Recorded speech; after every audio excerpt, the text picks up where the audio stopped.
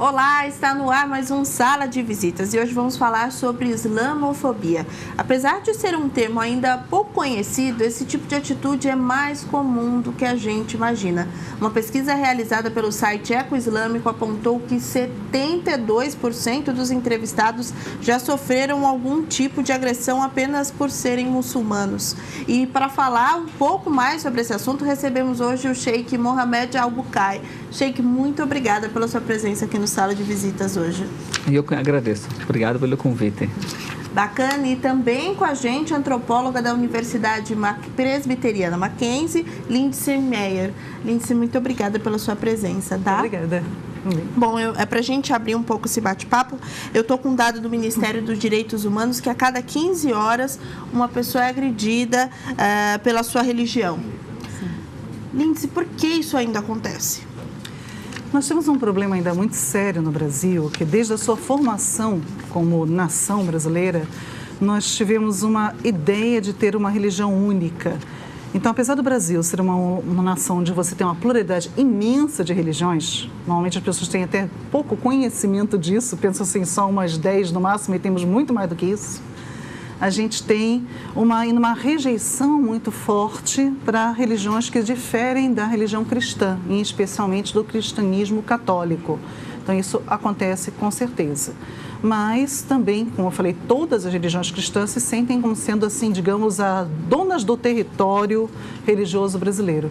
Isso acaba gerando um etnocentrismo, uma força tão forte dentro de cada um deles que reage negativamente contra aqueles pertencentes a outras religiões. Trazendo para as religiões islâmicas, Sheikh, como é que o senhor enxerga isso? Esse preconceito ainda é muito latente? Como é que o senhor vê esse cenário?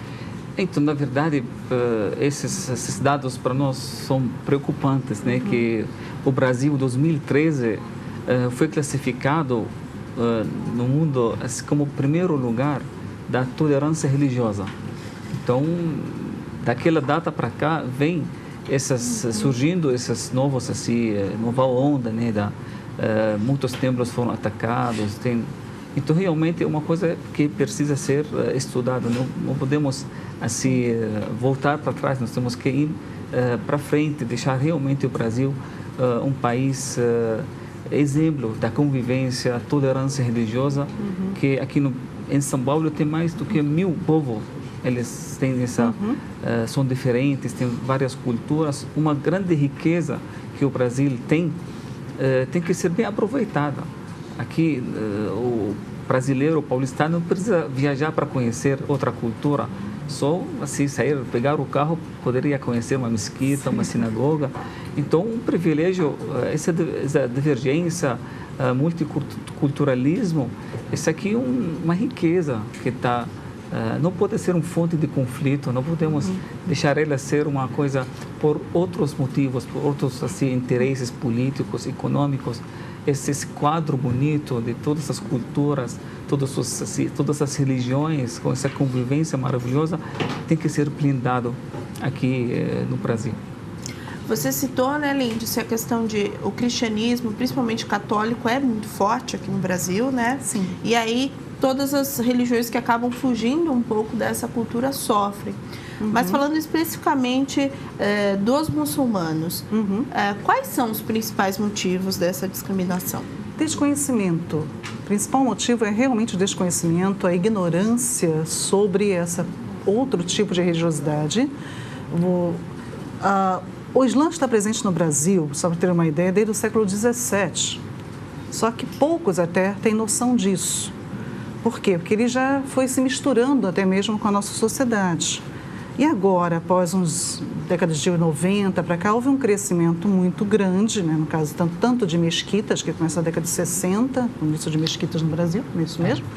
E após a década de 80, isso tem crescido. E também, claro, né, chamou a atenção da mídia mesmo o fato do atentado de 2001, de 11 de setembro. Isso acabou trazendo uma atenção maior para o mundo muçulmano, que já existia no Brasil, mas parece que ele estava convivendo muito bem com a sociedade brasileira. Né? E com essa atenção despertada, né, no caso, para esse mundo muçulmano, houve uma curiosidade muito grande, e essa curiosidade teve tanto aspectos positivos como aspectos negativos, com toda certeza. E aí você tem esse confronto, muitas vezes, pelo desconhecimento de quem é o Deus Alá, por exemplo. Né? Qual é a diferença entre Alá e o Deus cristão? São pequenas diferenças que, na verdade, acabam criando uma intolerância ou criando uma reação muito negativa, mas justamente pelo desconhecimento, pela ignorância que se tem do outro. Eu acho muito interessante o que o Sheik colocou. Seria tão fácil as pessoas visitarem uma mesquita, né? Nós temos aqui, estamos em São Paulo, aqui várias mesquitas, mas elas estão em todos os lugares do Brasil, mas as pessoas têm muito medo até de entrar numa mesquita, como se fosse um local assustador, quando é pelo contrário. Pelo contrário, temos muito a aprender, inclusive, com os muçulmanos que convivem conosco aqui. E eu vejo isso, inclusive, eu sou professora de uma universidade confessional, protestante. Nós temos professores e alunos muçulmanos, mas apesar de termos professores e alunos muçulmanos, muitos alunos não entendem o que é o islamismo, como muitos professores também não. Então a gente percebe que até mesmo dentro do mundo acadêmico ainda existe muito desconhecimento, quanto mais no senso comum. Sheik, do cotidiano, quais são as perguntas frequentes? As pessoas sentem uma conotação preconceituosa ou até de desconhecimento das pessoas? Então, na verdade, a mídia aqui tem um papel muito grande, porque cada vez que a mídia lança uma matéria, uma coisa, aí cria uma curiosidade nas pessoas, principalmente em relação da situação da mulher e outras coisas que aparecem na mídia, e como se fossem verdades islâmicas, como são coisas da religião. Enquanto a gente sabe que o Islã é uma religião universal. As pessoas misturam entre a cultura árabe e a religião islâmica. Enquanto a gente sabe que a maioria dos muçulmanos não são árabes. 80% dos muçulmanos não são árabes. Então, os árabes são minoria entre os muçulmanos. E não todo árabe é muçulmano, e não todo muçulmano é árabe. Tem muitos árabes que são cristãos. Então, as pessoas têm essa mistura. E muitas coisas culturais que acabam sendo vistas como coisas religiosas. Então, as pessoas veem uma coisa, uma matéria, machismo, por exemplo, numa cultura e acabam... um apedrejamento de uma mulher, por exemplo. Associando isso com a religião islâmica. Então, realmente, como o doutor falou, que a única forma a gente conhecer, o conhecimento é uma única forma para a gente tirar todas essas dúvidas, esclarecer como o Islã é uma religião realmente de origem divina. Mas o problema aqui é que não é qualquer pessoa que consegue explicar o Islã também. A gente sabe, para ler a Constituição Brasileira, que é um livro importante, feito por seres humanos, não é qualquer cidadão que ele poderia pegar a Constituição e abrir e ler. Precisa estudar quantos anos para poder entender o que quer dizer. Então, imagina um livro divino. Nem qualquer pessoa pode abrir e ler. Isso aqui precisa um sábio. Precisa de pessoas que estudaram, que eles sabem bem o que isso aqui significa. Então, infelizmente, só pegar um texto, por exemplo, do Alcorão e colocar como se fosse uma coisa que... Tudo fora do contexto. Isso, fora do contexto, isso gera muita polêmica. E também outra coisa que a gente tem que deixar bem claro, que por mais que a religião divina, mas quem pratica é os seres humanos. Então, tem os seres humanos, realmente são falhos, pessoas que se declaram como muçulmanos, mas eles não praticam nada do Islã, porque ser humano é ser humano. Não podemos julgar a religião pela atitude de algum muçulmano ou um grupo que eles se denominam como muçulmanos. Lídice, 1,5 bilhão de adeptos no mundo, é muita gente. Por que ainda esse desconhecimento? Tem a ver também com o papel da mídia, como o Sheik citou? Como é que você vê isso? Bom, esse 1,5 bilhão do qual você coloca, ele está espalhado pelo mundo todo. Então, a reação de cada país a esse grupo muçulmano é diferenciada também, ok? uma reação na França, por exemplo, onde há pouco tempo houve legislação sobre não usar hijab, né, que é o véu da mulher. No Brasil, a gente não tem proibições como essa, é um exemplo. Em Portugal, por exemplo, a convivência entre o mundo católico e o mundo islâmico é perfeita. Isso há séculos, desde a invasão islâmica, não houve problema nenhum lá em Portugal. E até hoje a convivência é muito pacífica, tanto que eu acredito que seja na Europa o país onde tenha menos intolerância, seja Portugal, atualmente. O Brasil é um pouco reflexo desse Portugal. Então, a gente não é nossa intolerância não é tão absurda como em alguns outros países que a gente vê na Europa também. Mas podemos perceber, então, que essa intolerância, para começar, ela é diferente de país para país. Então, vai depender de como esses cidadãos enxergam isso. Ora, a mídia tem um papel muito forte, com toda certeza. Na maioria das vezes, quando a mídia noticia alguma coisa sobre o islamismo, ou é visando um aspecto, infelizmente, negativo, ou é relacionando com algumas questões, como o Sheikh colocou muito bem, que não necessariamente representam o Islã como um todo. Então, isso atrapalha um bocado. Mas eu também não coloco a culpa só na mídia, não. O senhor vai ficar bravo comigo, mas eu acho que a culpa também é muito do mundo muçulmano. Porque eles também não se colocam na mídia, eles também não procuram de forma a resolver isso. Agora, no Brasil, a gente tem começado a ter alguns sheiks que têm tido essa aproximação com a mídia, mas é uma coisa muito recente. Não tem nem 10 anos que isso tenha acontecido, até a formação de pessoas para isso, para entrar em contato com a mídia. Então, eu acredito que muito dessa desinformação fica porque a própria igreja islâmica, a própria mesquita, não se coloca muito além das suas portas. Então, uma vez até o Sheikh Jihad, até numa entrevista, colocou que nós não podemos negar a entrada das pessoas, então qualquer pessoa é bem-vinda à mesquita. Legal, mas e fora da mesquita, né? Como é que as pessoas enxergam a mesquita?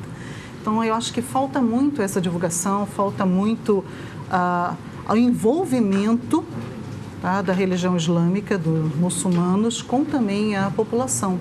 Eu acho que se o envolvimento fosse maior, isso quebraria também um pouco dessa islamofobia e dessa intolerância religiosa.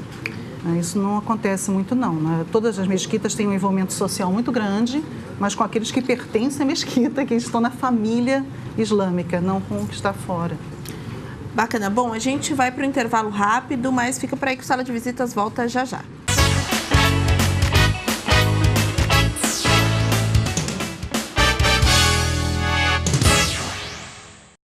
Sala de Visitas de volta, hoje falando sobre islamofobia. Eu continuo com o Sheikh Mohammed Bukai e Lídice Meia.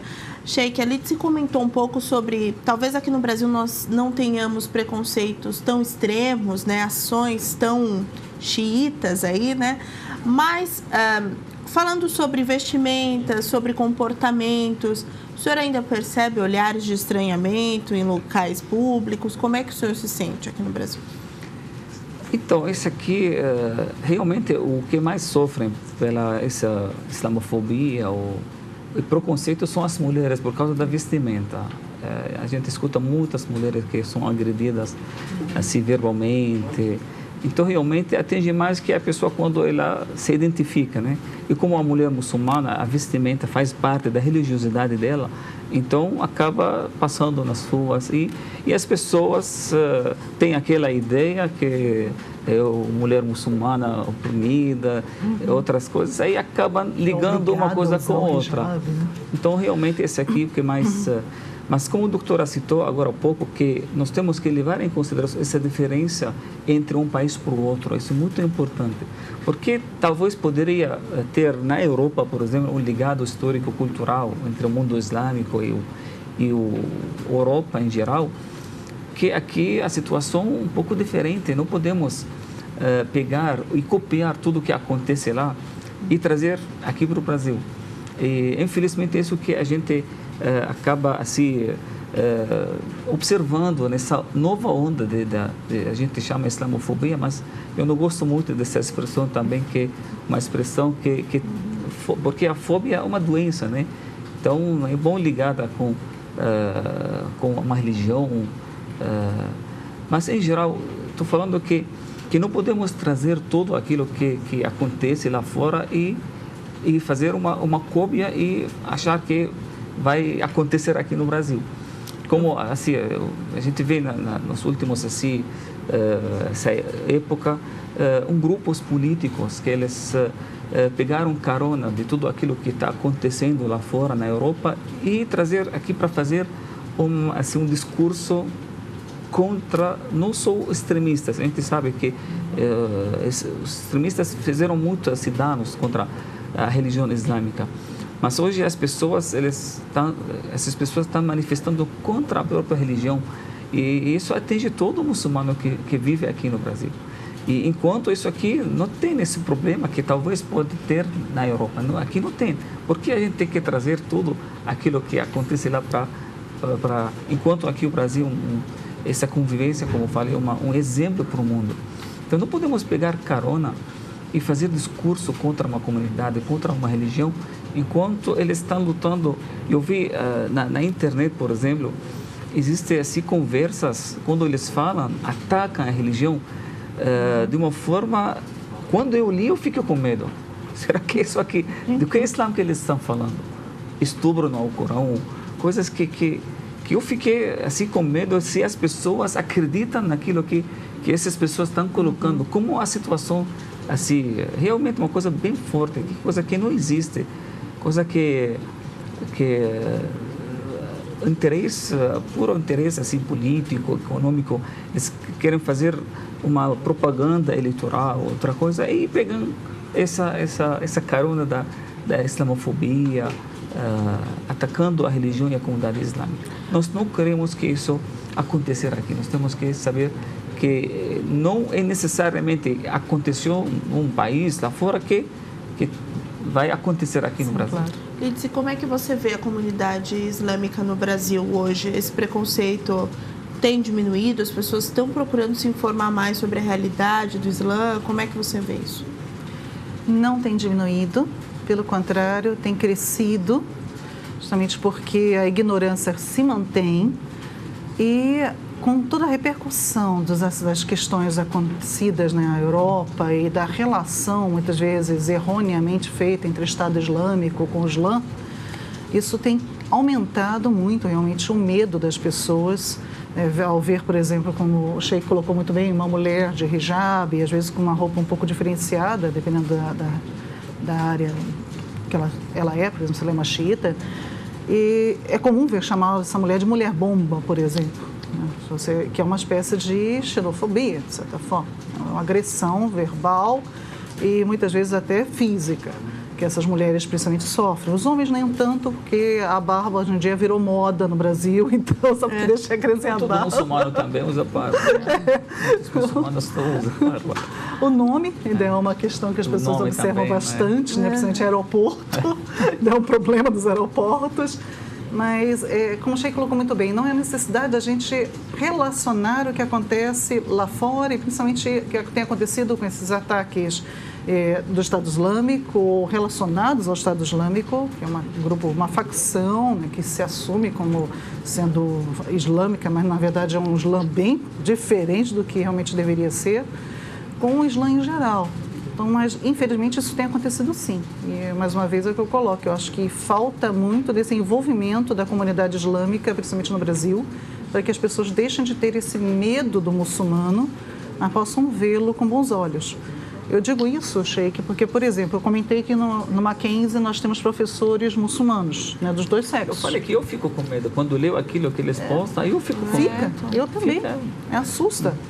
E o que eu queria dizer, porque, por exemplo, eu tenho uma colega, uma professora, uma amiga muçulmana, que é professora na Universidade de Mackenzie, e é impressionante como os alunos dela começam a ver o Islã de outra forma pelo relacionamento que ela tem com os alunos.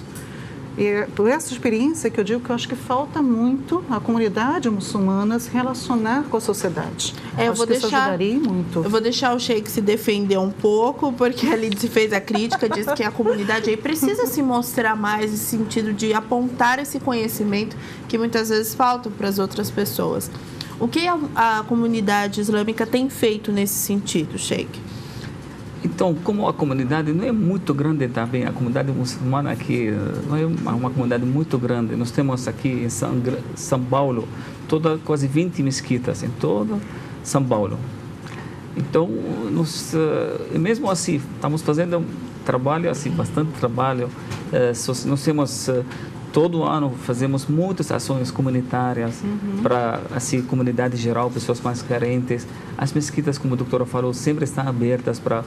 A gente atende muitas, assim, pessoas universitárias, escolas, assim, alunos da universidade, das escolas. A gente faz isso, mas mesmo assim, a gente precisa realmente mostrar isso para trabalhar mais assim na mídia, mostrar isso aqui, que realmente talvez isso eu reconheço até, né? Nós temos que trabalhar mais em cima da mídia e levar esse conhecimento para todo mundo, para todos os brasileiros, que realmente aqui em São Paulo é muito comum você ter um vizinho muçulmano na sala, assim, na sala da aula. É muito comum você ver crianças assim muçulmanas também. Então nós temos que realmente levar esse conhecimento para isso não aconteça. Mas a preocupação maior, talvez, é quando esse preconceito seja feito de uma pessoa normal. Isso aqui a gente até entende, né? Falta de conhecimento, mas realmente fica mais grave quando um religioso ele se manifesta, por exemplo, faz um discurso que carrega ódio, carrega intolerância, ou fala mal de uma religião. Isso aqui fica mais grave.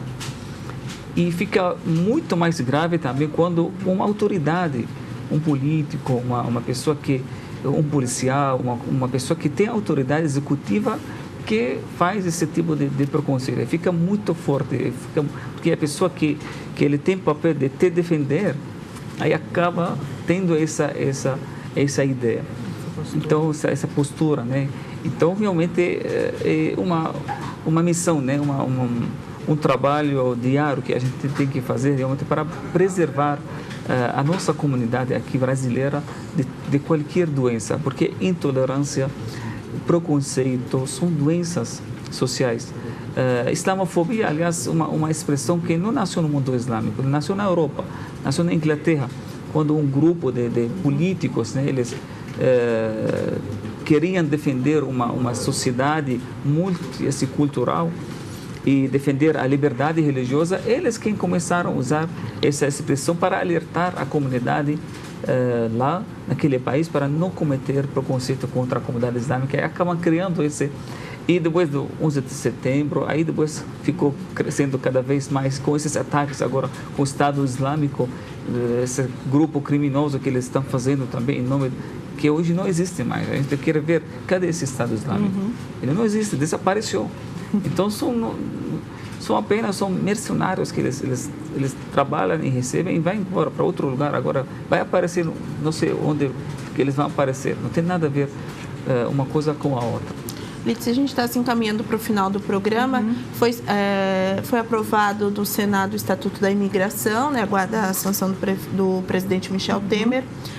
Como é que você acha que esse estatuto, esse documento pode melhorar um pouco a situação dos muçulmanos aqui no país? Como é que você vê esse documento? Sim, porque esse documento abrange, inclusive, muçulmanos que vêm da África, né, que é o que a gente tem recebido muito atualmente, né? E voltando para o que o Sheikh colocou, né, cria-se muito essa ideia de que muçulmano é árabe. Não, o mundo muçulmano é muito maior do que isso, né? E toda essa imigração africana que a gente tem tido um tempo para cá, a maioria deles são muçulmanos. E isso tem gerado também uma dificuldade muito grande da recepção dessas pessoas, porque não temos também muitas entidades que absorvem. Que é um papel que a comunidade aqui, as mesquitas, eles fazem bastante, né, de acolhimento dessas pessoas. Sim, tem se criado salas de oração só para essas pessoas, né, na cidade nós temos algumas. Mas isso, como eu falei, acaba gerando também uma desconfiança de quem são esses, de que eles têm uma vestimenta diferenciada, eles já chegam com essas roupas muito ligadas a esse mundo muçulmano, africano, e isso causa também um estranhamento para o brasileiro. Então, acredito que, através do Estatuto, a gente comece a trabalhar isso mais nas escolas, como o Sheikh colocou, é muito importante as escolas, o trabalho nas escolas, o trabalho nas universidades, E isso vai, aos poucos, melhorando e até abrindo a recepção, não só para aqueles que já estão, mas também para aqueles novos que têm chegado a cada dia. Para a gente terminar, achei que o senhor sente uma melhora? Como é que o senhor vê esse trabalho hoje de passar conhecimento mesmo para as pessoas dessa cultura? Com certeza, esses ataques estão fazendo até criam curiosidade para as pessoas que eles querem saber, né? Hoje nós temos cada um mundo na sua mão, ele entra na internet, ele pesquisa. Hoje não tem como enganar assim as pessoas por muito tempo. Então as pessoas acabam entrando e isso aqui cria curiosidade e aí eles acabam assim chegando, conversando e aí as coisas cada vez estão melhorando. E realmente eu quero deixar assim bem claro para todas as pessoas, para o povo brasileiro, né, que o Islã é uma palavra que significa paz. Que o muçulmano, quando encontra o seu irmão, ele fala Assalamu alaikum, que a paz esteja convosco. A paz é um símbolo da nossa religião. Nunca poderia ser uma fonte da fobia ou terror. Ao contrário, onde eu tenho o Islã, existe paz. E aqui a comunidade islâmica tem contribuído muito na construção desse país, dessa cidade de São Paulo. Então, não podemos estragar isso aqui de uma onda de algumas pessoas que têm interesse, né, que nós temos que blindar isso, proteger essa sociedade e sempre nós vamos ter bom resultado. Então, muito obrigada, eu queria agradecer muito a presença de vocês nesse bate-papo, foi muito importante, eu acho que passou um pouquinho de conhecimento para vocês e a gente agradece, claro, a sua presença, a sua companhia e te espera no próximo programa. TV Câmara São Paulo, a política da cidade passa por aqui.